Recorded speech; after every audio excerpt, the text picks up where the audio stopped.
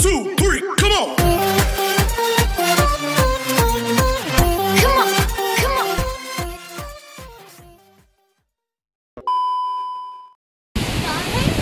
Ay, grabe yung lakas ng bagyo. Lakas ng hangin.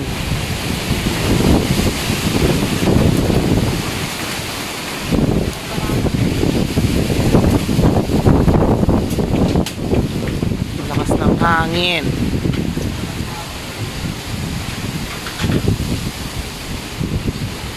Mag-ingat po tayong lahat.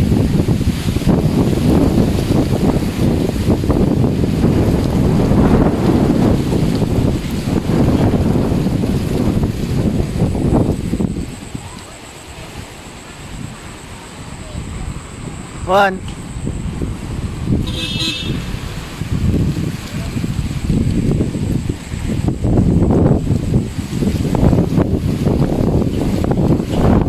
Sobrang lakas. Lakas ng hangin.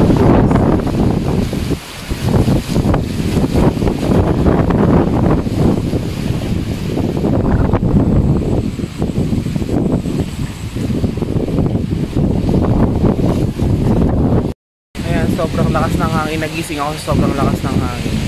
Akala ko matatanggal na yung bubong namin. Lakas.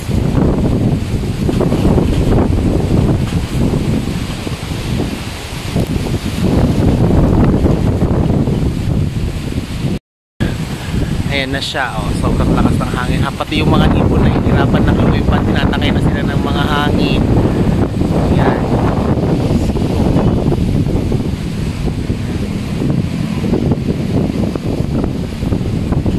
May pasok pa ba?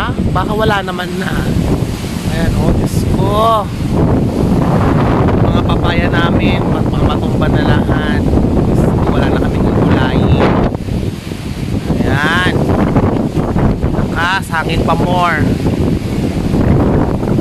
Mga poste ng kuryente, nagkanatumba na.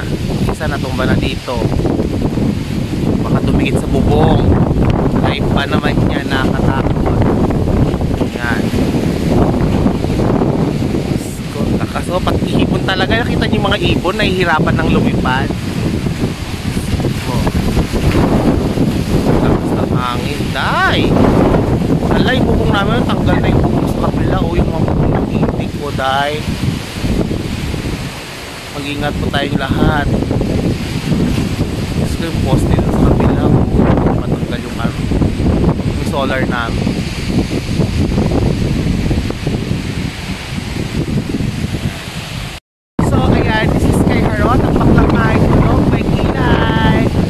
Hilamos ka lang kayo, wala na yung kilay natin, pero meron pa rin yan konti.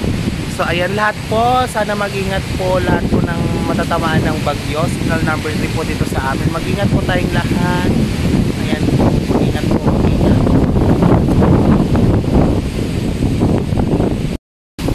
So ayan guys, may natumba na puno dito sa amin. Ayan, natumba na. Sobrang lakas po ng hangin. Tumba na siya.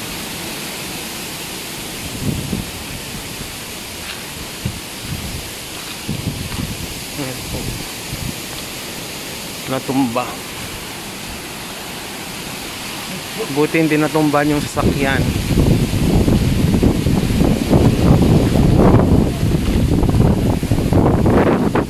Po sa tita ko yan. Bahay po ng tita ko. Buti walang nabagsakan.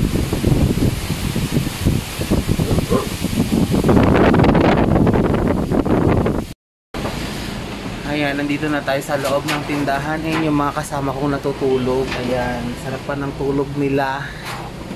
Tulog pa rin sila mga babies ko. Tulog pa din. Ay, babies.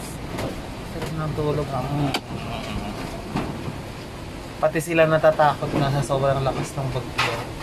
Lakas ng hangin. Takot na sila. Oh, ayun, sarap ng tulog ko.